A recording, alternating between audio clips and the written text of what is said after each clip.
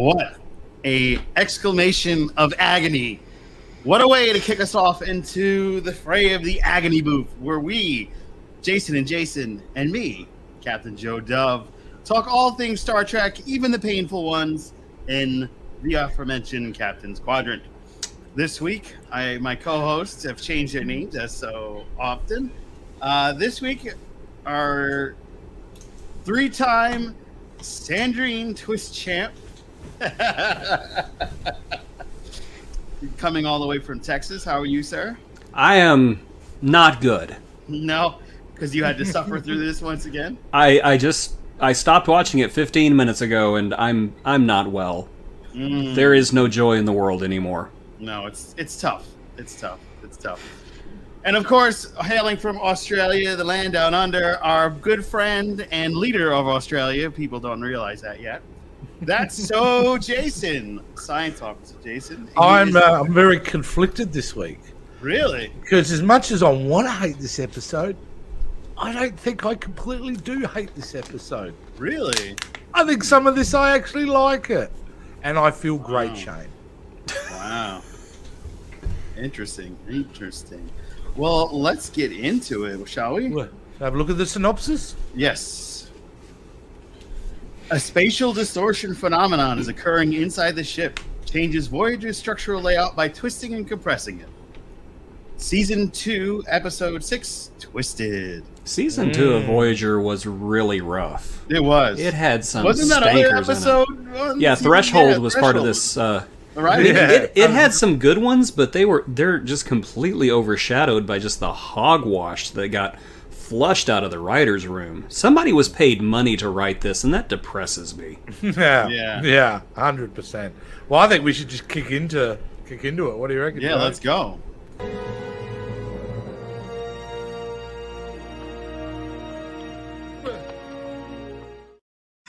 That's how I felt after watching it. Yeah. Right. All right, so let's get the overall thoughts of the episode right out of the way. That's so Jason, kick it off for us this week. Yeah, look, it's like I said, it's dumb. You can't get across the fact that the storyline's dumb. There are so many dumb things happening there. There are characters that seem to appear from nowhere. Yes. And have a bit of a part in the show. Yeah. And then disappear just as quickly. Yeah. Are we all thinking about the same guy? Yeah. Look. That security dude. guard. Who was that? Yeah. This guy. He just came out. Who are you? Hey, buddy, how you doing? I'm head of security. We have a So security he's there, team? and then he's here. Yeah. And he turns up in the transporter room. Now, he signifies this episode in many ways, because it's like, It's what twisted. is kind of going on? Why? Who is? Yeah, Somebody's intern, like I don't know, lost a lot of weight or won a bet. I don't know. Well, it's like, hey, Brandon Braga, guess what? I'm 3 weeks sober. Hey, we're putting you in the episode. Yeah. Which one? Twisted. Oh, okay. He's a character that in a normal episode you'd go, oh, he has something. He's either the villain in disguise, or he's got something to do with the overall resolution of this story. This guy has none of that. No. He's just He had no weight. Lieutenant no Space Filler. plot, Yeah. Nothing to this episode whatsoever. And what's funny to me is, like, I looked at the next episode, just like, I don't remember this guy at all. Well, maybe he was like a character that died off. Maybe he died in the next episode. He wasn't even in the next episode. It was like, Unbelievable. yeah. Well, he like, wasn't what the that good of hell? an actor either, so maybe they No. they were just like, it's okay, we don't need you back. It's fine. Maybe. Did anyone else groan when they went for the whole subplot of... I know it's dealing with Neelix's jealousy, and that's fine. I have no problem with what Neelix goes through. In fact, one of the stronger parts of the episode is you kind of understand his perspective. You're just over... Even at season 2, I'm over the Kez, kind of three-way love affair with Tom Paris and Neelix. I was never over it because I never got on board with it in the first place. Neither did I. And by the way, why wasn't he chastised? Who buys somebody else's girlfriend a locket? Yeah, that was weird. That was scummy. Yeah, That's like a really, low it was blow. And I didn't like it because you made Tom Paris. That reflects on Tom Paris's character. What I wanted to know is, did Tom put a picture of himself in there for her? Oh, I have no idea. Oh, a dick pic, probably. Yeah. That would have been a great moment. Just Kes opens it and goes, You're covering up my improv. What are you doing? Sorry. Kes opens it and just kind of goes, rips out the picture and just does not lose eye contact with Paris the whole time. Rips out the picture and just. I thought you were going to say actual size. Oh man, that would be funny. I'll let you go there. I won't. Yeah, no, I know.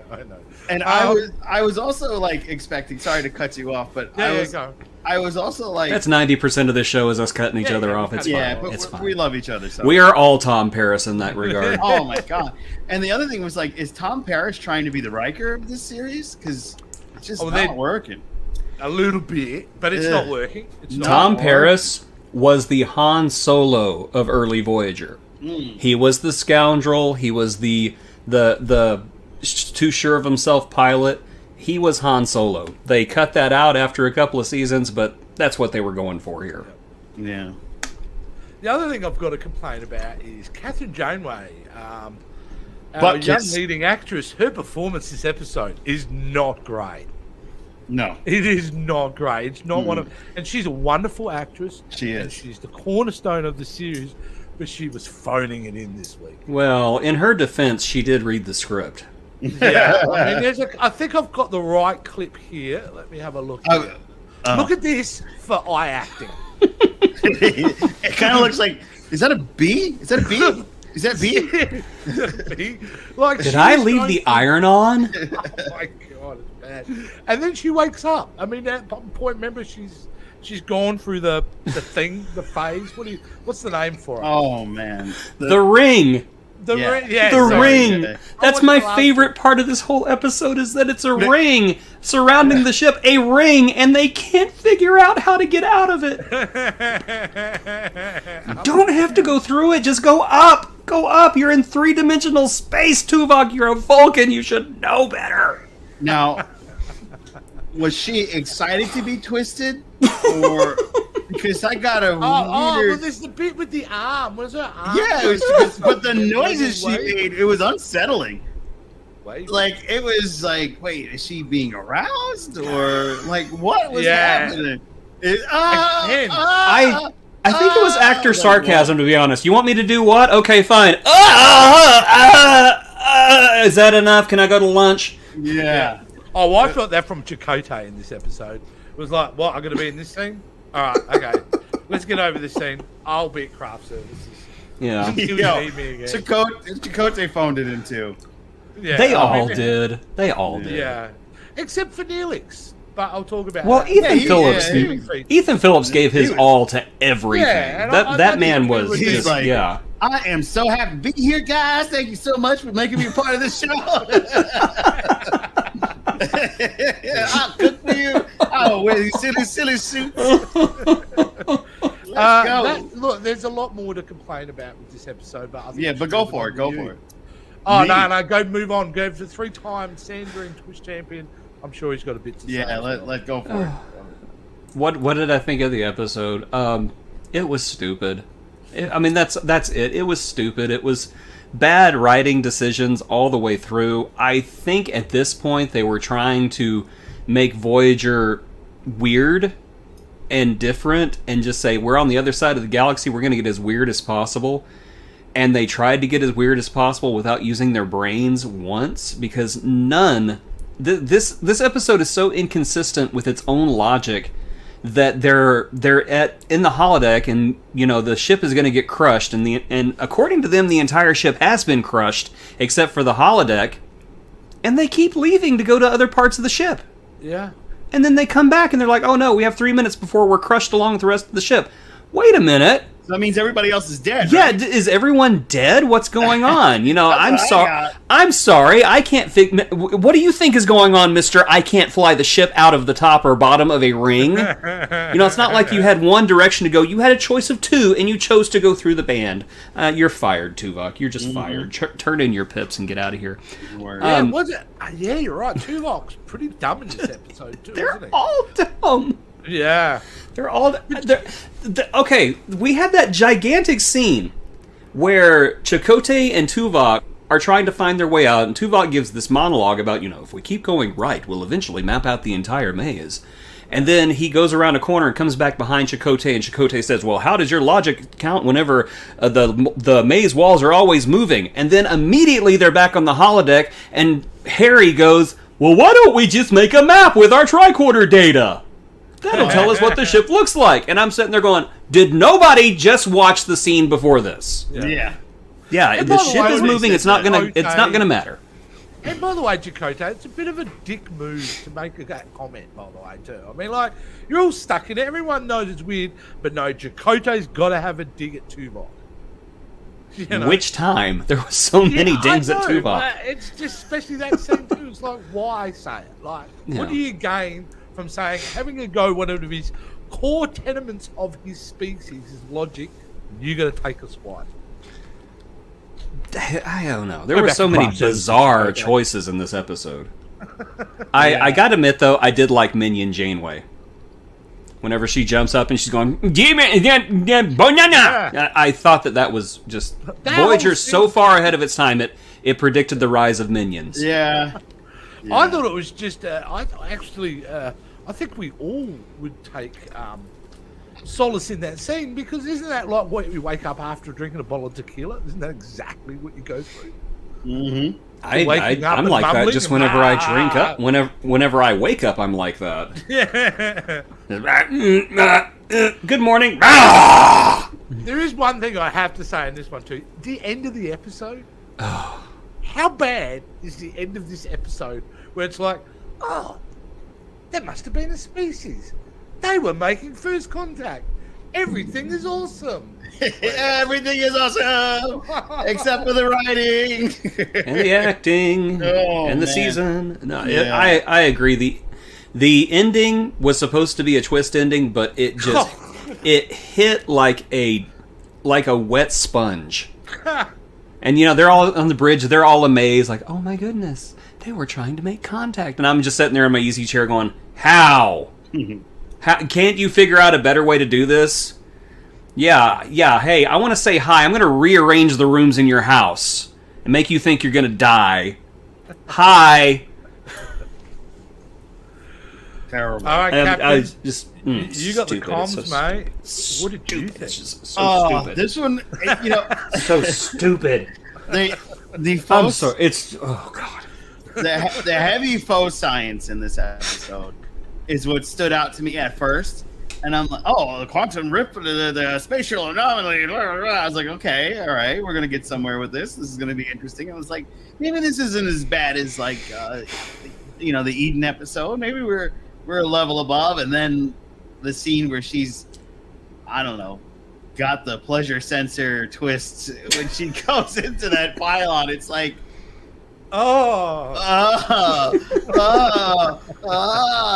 I was like, what happened? Who wrote this? And I'm looking around my apartment. That was $50,000 for that budget for that. Yeah, exactly. It would have been early CGI. Yeah. Well, look how we twisted Janeway's arm, and look how much he is disliking or really enjoying. I don't know. Take your pick. I just get this image of her sitting in her makeup trailer that morning going, what am I supposed to say today? Who wrote this garbage? Yeah. Somebody call my agent. Yeah, Kate Mulgrew is a fantastic actress, and I really appreciated her work post-Voyager. But watching this episode was just like, ooh, this was painful. Like you can sense the frustration from her and a lot of the other actors. Yeah. And I mean, it's hard. It's hard to come to work knowing that you're producing crap, garbage. Yeah, it's hard. And at this point they were producing a steady stream of very bad episodes. And I also want to flagship show for its era too. Yeah. Yes. Yeah. And I also want to point out, speaking of it, which you remember how stone-faced Sisko, Bashir, and Kira were in Move Along Home? Yeah. Well, we returned to those stone faces in the Chakotay. The only person that emoted anything besides Neelix, of course, was Harry Kim, and he still didn't get promoted. I know it. Even Janeway made it time to tell him how much she appreciated him, and you're the one bright part of this entire mission. Yeah. Cool. Do I get a promotion? No. No. No. Something. I did think it was a very sweet scene because I rewatched the pilot not too long ago, and whenever Harry went missing, Janeway has that scene with Tuvok where she says, "Did you know Harry Kim?" And he says, "No." He goes, "I barely knew him. I never seemed to know any of them. I need to make time to know them." So it felt like a continuation of that scene. So I did enjoy that scene. Yeah, he was actually a kind of strength as well in this episode. Yeah, Garrett Wang really that poor guy gets so much flack for this show, saying, "Oh, he had a stupid character, he had a boring character." But man, he brought it every week, and he never went, 70%, 80%. Yeah, he was the audience. Yeah, he was always there. So we respect Garrett Wang in this house. You know what you just said? Congratulations, sir. You were there. You were there, sir. You were present. Congratulations. I'm so happy. He was present and he was trying, though. Yeah. He was trying. He knew it was garbage. He had to know it was garbage. But by God, Garrett Wang was going to earn his paycheck this week. And I think we need to be congratulating him for not only being present, but for being present, all caps. Yes. Oh, should we move on. Let's skip right forward to, because I think we've already done the next, which was why would you do that? We've already talked about. We still don't know why they did it. No. So let's jump straight into redeeming features. It looks like gold. Tastes like gold. It is gold. All right. What could be redeeming on this one? Well, we kind of hinted at it, didn't we? Yeah, Neelix. Neelix. The character that I could care less about stood out as the character I liked the most in this episode. I was like, I'm going to start us off, obviously, but I was really impressed by him. His inner, battle over Cass, and his, blatant. I think anyone who's ever been in a relationship can. Hopefully when you're young you feel like this, not when you're a bit more mature, but that feeling of jealousy. Yeah. That he's feeling jealousy and he has doubts and he already even has guilt because he has doubts. Mm-hmm. Right. I did like how they were trying to show him acknowledging his own faults and trying to grow as a character without shoving it in our face either. Right. The only time I felt like they were trying to shove it in our face was whenever he had that conversation with Chakotay. Yeah. But overall, I thought Neelix was good in this episode, and I'm right there with you. I'm so done. I never even begun with the love triangle junk that they did on the show, but I liked that Neelix was working on himself and he was trying, because Neelix, I've said this about Neelix many times. Neelix lost everything, and so of course, as soon as he got into a relationship, he was going to hold on to it, and it was going to be almost a desperation to hold on to it. And I'm actually surprised more people don't recognize that this is not him being annoying. This is him being a trauma survivor. And because I've seen people who are trauma survivors who get into healthy relationships and they become extremely possessive, and it's sad, really. Wow. Yeah, 100%. And especially, and the thing is, though, he really is the victim here, because, and this is the big problem I have with Tom Paris, what they do with Tom Paris here, who's a protagonist, but in this, they turn him to an antagonist. Yes. And that's a big problem from a character point of view. He's and a jerkwad in this the episode. actor was not happy when he read this. Yeah. I can't imagine anybody would be. Right. Your character is your baby, and they're making your baby the devil, basically. Exactly. But it was really sweet. I liked the Reds. Neelix was great, and I even loved the moment at the end. Because I'm a sucker for a little bit of romance. That he got to, and he handled himself with class the whole time. Neelix is getting some later. You know that. Yeah. Oh yeah. He's definitely getting some later. From a 1-year-old. From a 1-year-old, no less. Oh, come on, Hey, dude. you know what? If you did not have a problem with a 200-year-old Sarek being married to a 40-year-old woman, you ain't got nothing to say about Neelix getting, A 1-year-old. Yeah, a 1-year-old. She's 2 in this episode. Oh, that's right. At least That's get it right. right. That's right. She's Just very, turned two. very mature and aged. Yes. Yes. And that's This- another. Cass is another character that was just bland the whole time. Well, She had no- she's the most oblivious person ever. Yeah. What? Oh, what do you mean? It's a sweet like, mate, come on. Even at 2, you know that Tom is hitting on you hard. Yeah. This episode She reminded allowed me him to of. fly. Yeah, this episode reminded me of why I liked Kess and why I didn't like Kess.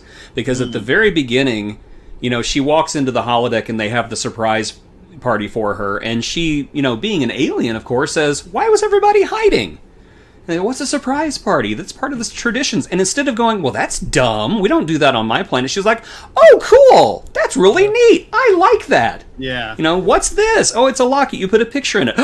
Wow, that's really neat. Why would I blow out a candle? I don't know." I liked her curiosity because there was like this sweet naivety to her.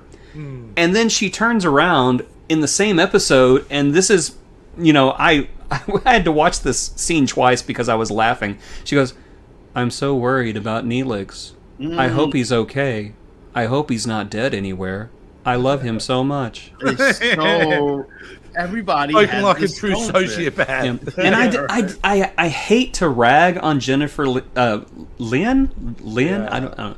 I hate to rag on her because I know she has had so many problems since she left the show, and I don't like punching down, but I can see why she was the wink link and why they felt like they had to get rid of Kess because she was going nowhere, and it wasn't it was not her fault. Never though. great.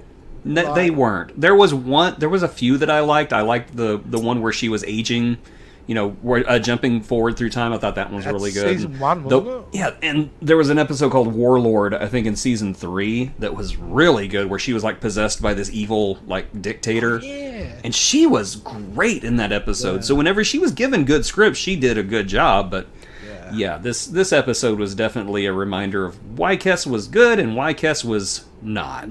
Yeah. What about you? That's Jason. What were some of the shining examples of this? Oh, well, like Neelix is all about Neelix. It's all about the fact that I found him his storyline to be the only relatable one in that episode. Can I just say for a moment that I'm so happy I'm with 2 dudes who love Neelix as much as I do? Yeah, I like that. Hold on, we got to have a virtual hug. All right. I will call it out when there's somebody in the comments right now going. That's when I played that little clip of him dancing. That was out of love. Yeah. Contact day.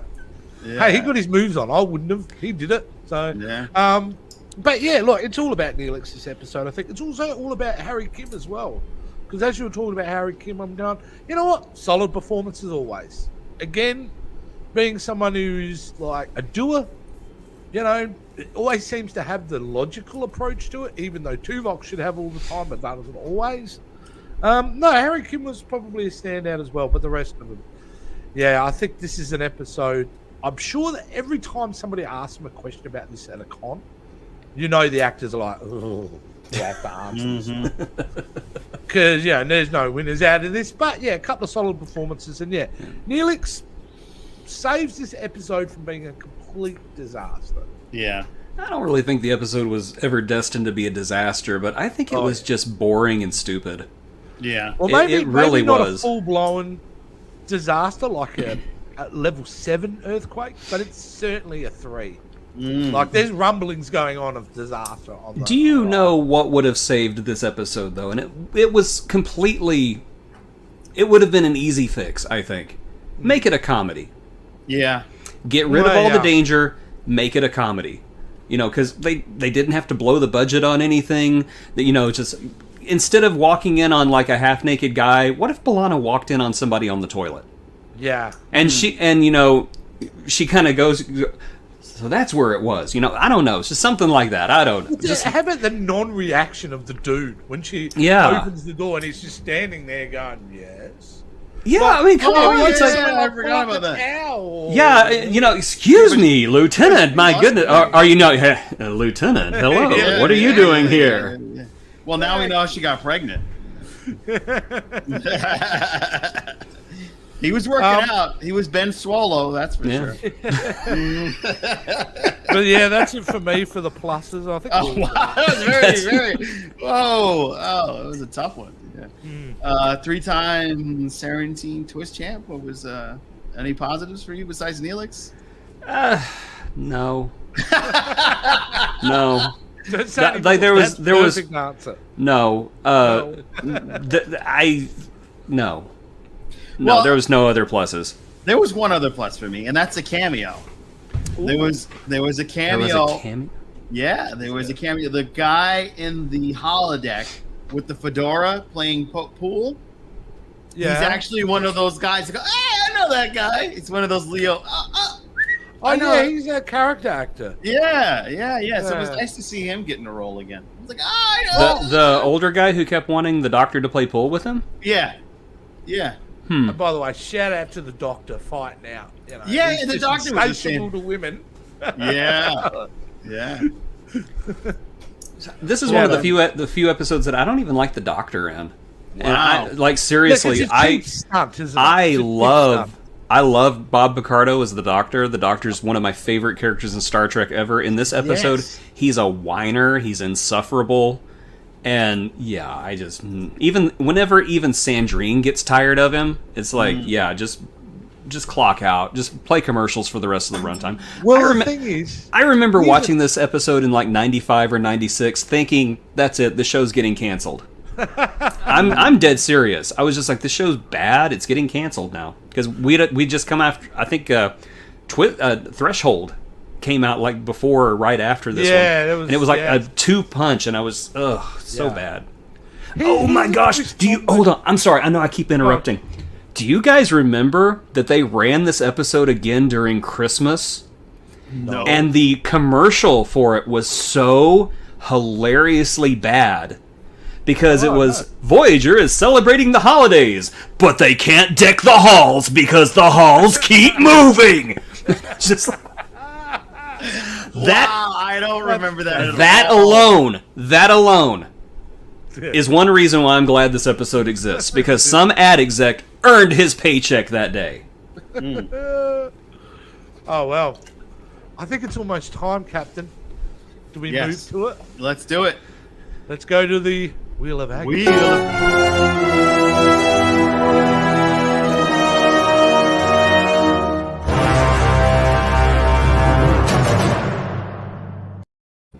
You know what I've just realised, guys? What's that? I haven't even opened the Wheel of Agony. So let's just talk about our pre-excitement as I actually get it organised. Oh, yeah. Well, we can talk sorry. about the excitement that next week's Agony Booth will be the last one before Lower Decks comes back on. That's right. Yes. Get some good high quality Trek here, and none of this walls is moving BS that we've been watching. That's going to be a big one, isn't it? And the other exciting thing is this episode is rated 7.9 out of 10 on TV.com's lists of episodes for Star Trek.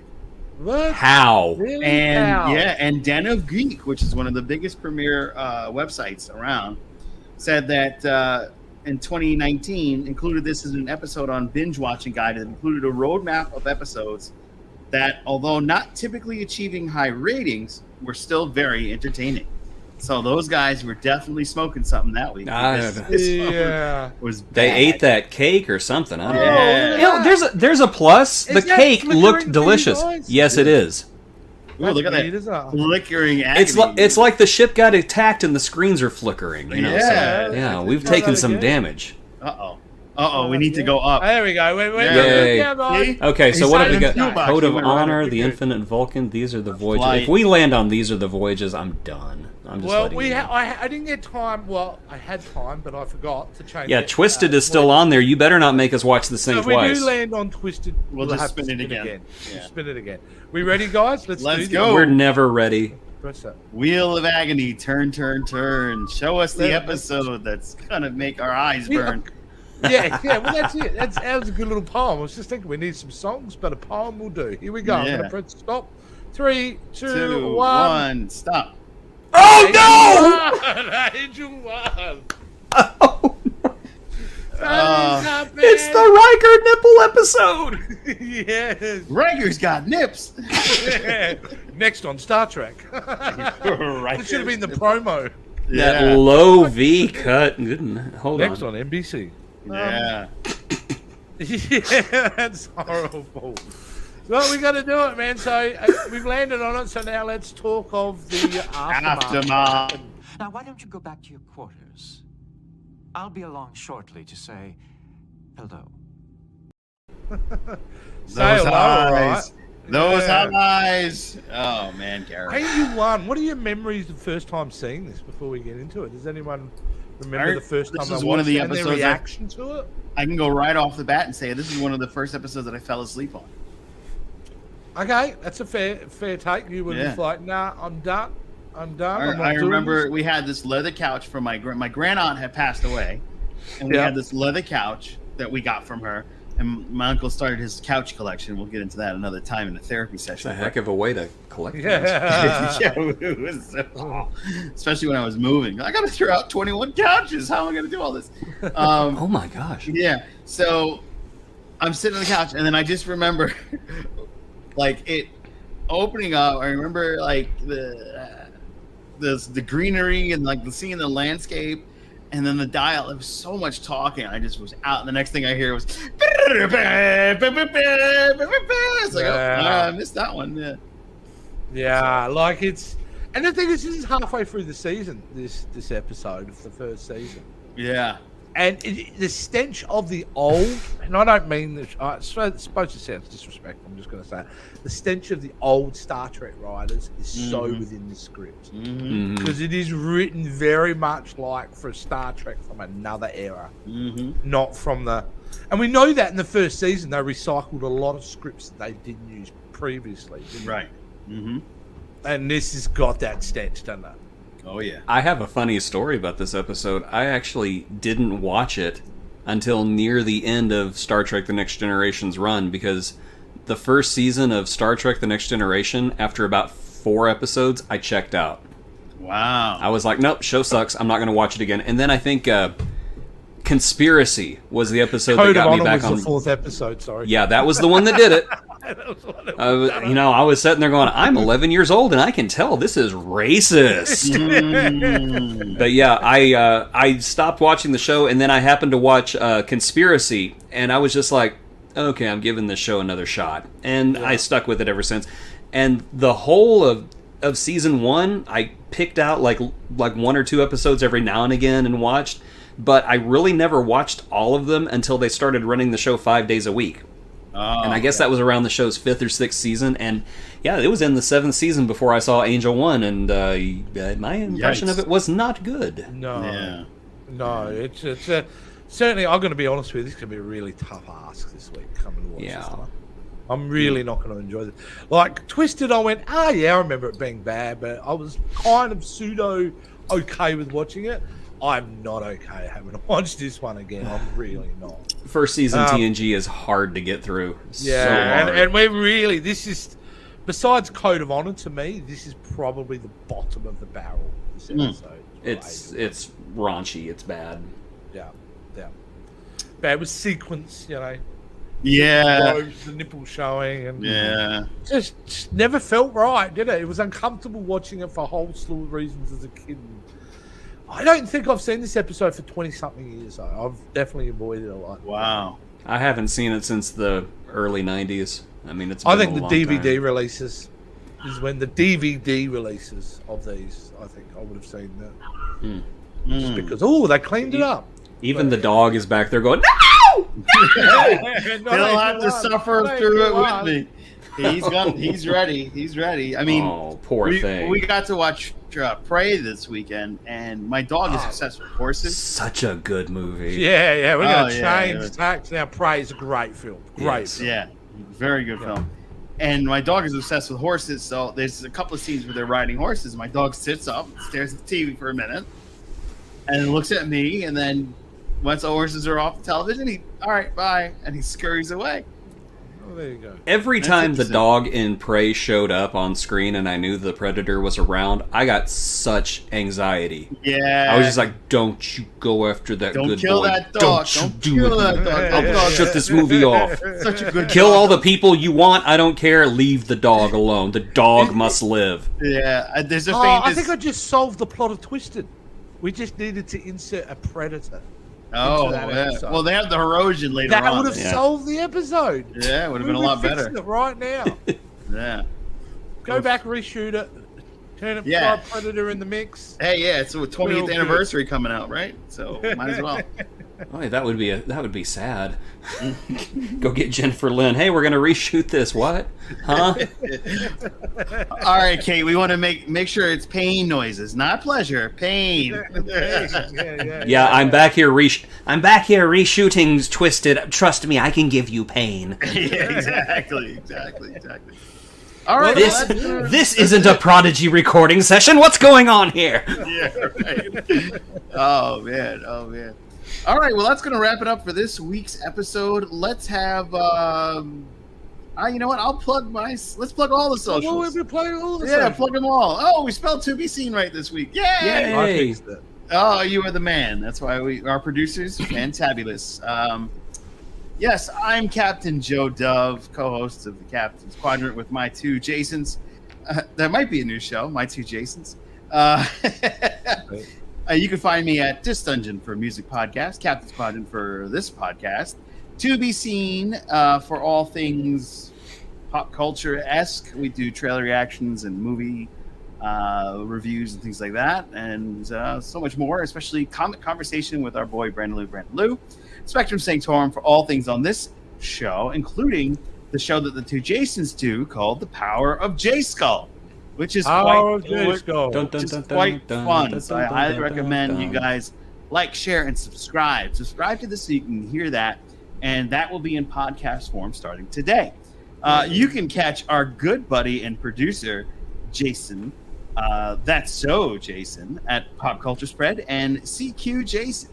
Our often guest host, Vulcan Diver, is available sometimes, but not this week. And not for quite a few. But she's a sweetheart, and we love her, and we still chat she's with working her. hard. Yeah, she's saving the world. We're just living in it.